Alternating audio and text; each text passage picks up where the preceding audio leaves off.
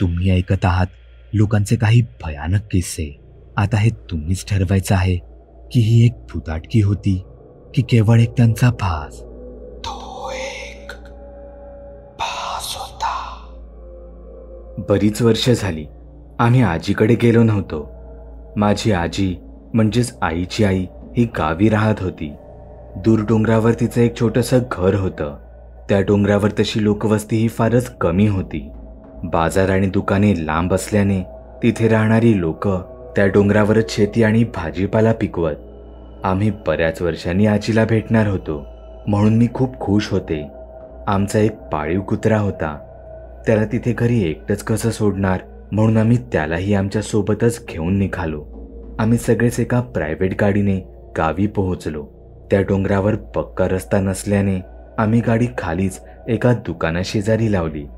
तो डोंगर चढण्यातही एक वेगळाच आनंद येत होता आणि आम्ही एकदाचे आमच्या आजीच्या घरी पोहोचलो. आजी तिथे एकटी राहत असली तरी तिने तिचं घर अगदी छान ठेवलं होतं.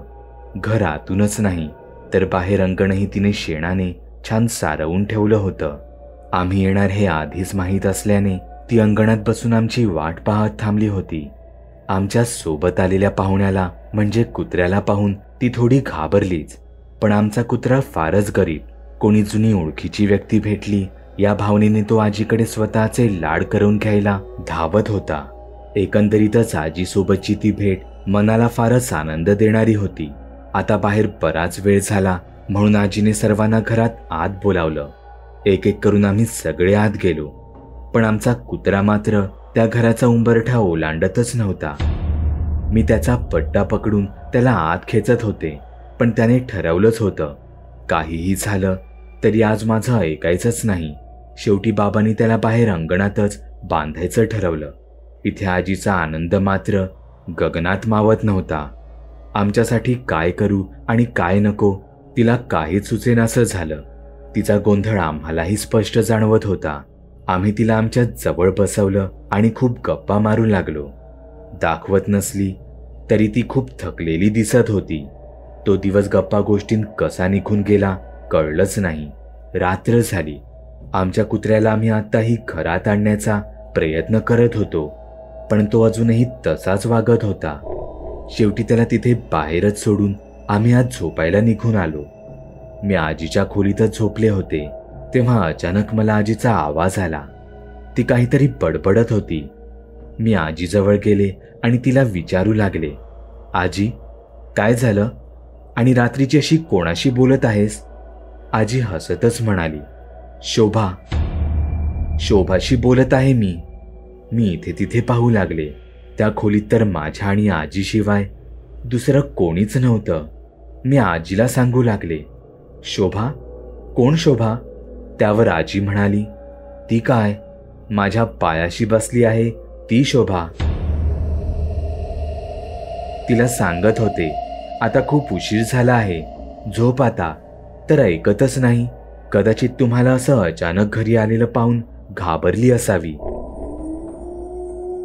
आता तर मला भीतीच वाटू लागली. मी सरळ तिथून धावत आई बाबा झोपले होते त्या खोलीत गेले. प्रवासातून दमल्याने ते गाढ झोपले होते पण तरीही मी त्यांना उठवलं. त्यांना सांगू लागली की आजी कोणाशी तरी बोलत आहे. कोणी शोभा नावाची मुलगी आहे तिच्या खोलीत. यावर आई मलाच ओरडली आणि म्हणाली, अगं ती झोपेत काहीतरी बडबडत असेल. पण मी आई बाबा दोघांनाही आजीच्या खोलीत घेऊन आले. तिथे आजी खरंच खाटेवर उठून बसली होती आणि ती कोणाशी तरी बोलत होती. हे पाहून आई बाबांनाही आजीची काळजी वाटू लागली. वयाप्रमाणे आणि एकटं राहिल्यामुळे कदाचित तिच्या विचारशक्तीवर परिणाम झाला होता. हे बघून आईच्या डोळ्यातून चटकन पाणी आलं. त्या रात्री त्यांनी मला त्यांच्या सोबतच झोपवलं. सकाळ झाली. आजीकडे मुंबईहून पाहुणे आले हे बघण्यासाठी बाजूच्या घरातील एक बाई आजीकडे आली. बराच वेळ गप्पा झाल्यावर तिला एका बाईने हाक दिली, शोभाची आई, आज हैसर कसे? आजीकडे मुंबईतून पाहुणे इलेत की काय? आजीकडे आलेली ती बाई शोभाची आई होती. शोभा, जिचं नाव आजी रात्रभर घेत होती, जिच्याशी ती गप्पा मारत होती. याचा अर्थ शेजारच्या शोभाचा तिला लळा लागला असणार आणि काल ती घरी आली नाही म्हणून आजी तिच्या नावाने झोपेत बडबडत असणार. माझ्या आईने त्या बाईला विचारलं, शोभा म्हणजे तुमची मुलगी? ती बाई काहीसं नजर चोरत बोलली, हो. अच्छा, तरीच म्हटलं आमच्या आईला तिचा खूप लळा लागलेला दिसतोय. रात्रभर तिचंच नाव घेत होती. हे ऐकून त्या बाईच्या कपाळावर काळजी आणि आनंद दोन्ही एकसाथ झळकू लागला. ती बाई कुतूहलाने विचारू लागली, शोभाचं नाव घेत होत्या? ती आली होती रात्री? नाही हो, रात्रीची तुमची मुलगी कशी काय येईल इथे? आई आपली सहजच झोपेतच बडबडत होत्या. तुमची शोभा आहे का आता तुमच्या घरी? मला पाहू द्या तरी कशी दिसते ती. ती बाई माझ्या आईकडे पाहतच राहिली. कोणत्या तरी विचारात हरवल्यासारखी ती आईला घेऊन तिच्या घरी गेली. मीही त्यांच्या पाठी गेले. त्या बाईने बोट दाखवत सांगितलं, ती बघा माझी शोभा. आम्ही पाहिलं, तिच्या घरात भिंतीवर एका मुलीचा फोटो होता. त्या फोटोला हार घातला होता. ती बाई सांगू लागली, 4 महिन्यांपूर्वीच माझ्या मुलीचा मृत्यू झाला. आजींचा शोभावर आणि शोभाचा आजींवर खूप जीव होता. शोभाला एका गंभीर आजाराने त्रासलं होतं. मरणाआधी शेवटचे 15 दिवस ती कोमात होती. पण त्या 15 दिवसांत रोज रात्री ती आजींच्या स्वप्नात यायची. तिला जे काही सांगायचं होतं ते ती आजींना सांगायची. एके रात्री ती आजींच्या तशीच नेहमीसारखी स्वप्नात आली. ती त्यांना सांगू लागली, माझी जायची वेळ झाली. माझ्या आईबाबांना सांगा माझं त्यांच्यावर खूप प्रेम आहे. आजीने आम्हाला हा निरोप दिला आणि त्याच वेळी तिने तिचा जीव सोडला. तिच्या मरणाचा आम्ही खूप शोक केला. या दुःखातून आम्ही बाहेर पडू का नाही याची मला काहीच शाश्वती नव्हती. तेव्हा आजींचा परत एकदा निरोप आला. पण यावेळी शोभा आजींच्या स्वप्नात नाही तर आजींच्या समोर उभी होती. माझी आई हे ऐकून क्षणभर हादरूनच गेली. पण थोडा विचार केल्यावर ती म्हणाली, तुम्हाला हे खरंच वाटतं? म्हणजे हे असंही असू शकतं की आई सतत त्याच गोष्टींचा विचार करत असल्याने तिच्या मनात हे बसलं असावं. यावर ती बाई सांगू लागली, नाही हो, नाही. आजी ज्याप्रमाणे शोभाचं म्हणणं आमच्या समोर मांडतात त्यावरून, त्यांच्या बोलण्यावरून मला ती शोभाच असल्याची खात्री आहे. मी तिची आई आहे, त्यामुळे तिची विचार करण्याची, बोलण्याची पद्धत मी चांगलीच ओळखू शकते. माझ्या आई वडिलांना आता याची भीती वाटू लागली.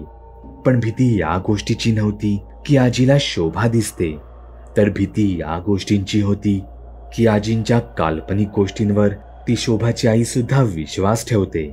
अशाने आजींची मानसिक अवस्था अजून खराब होण्याची भीती होती. यानंतर आईने आजीला अनेक वेळा शहरात येण्यासाठी हट्ट केला. पण ती शेवटपर्यंत एवढंच बोलत राहिली की तुमच्यापेक्षा माझी शोभालाही जास्त गरज आहे.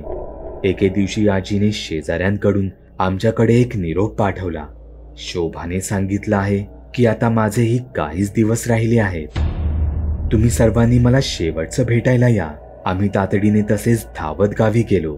आजीला भेटल्यावर दुसऱ्याच दिवशी आजीने तिचा प्राण सोडला.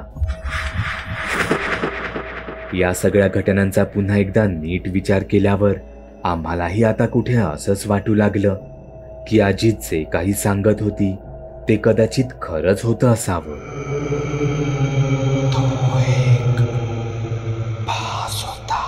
तुम्ही सुद्धा तुमच्या गोष्टी बागुलबुवाला मेल किंवा मेसेज करू शकता. चॅनलवर अपलोड केलेल्या नवीन व्हिडिओची नोटिफिकेशन मिळवण्यासाठी चॅनल सबस्क्राईब करायला विसरू नका. व्हिडिओ आवडला तर आमच्या मेहनतीचा मोबदला म्हणून तो लाईक करून मित्रांसोबत जरूर शेअर करा. चॅनलवरचे इतर व्हिडिओ पाहण्यासाठी इथे क्लिक करा. तसेच चॅनलवरची प्लेलिस्टही चेक करा. दर दिवशी नवनवीन भूतांचे व्हिडिओ बनवून मी तुमचं मनोरंजन करत राहू याची खात्री बाळगा.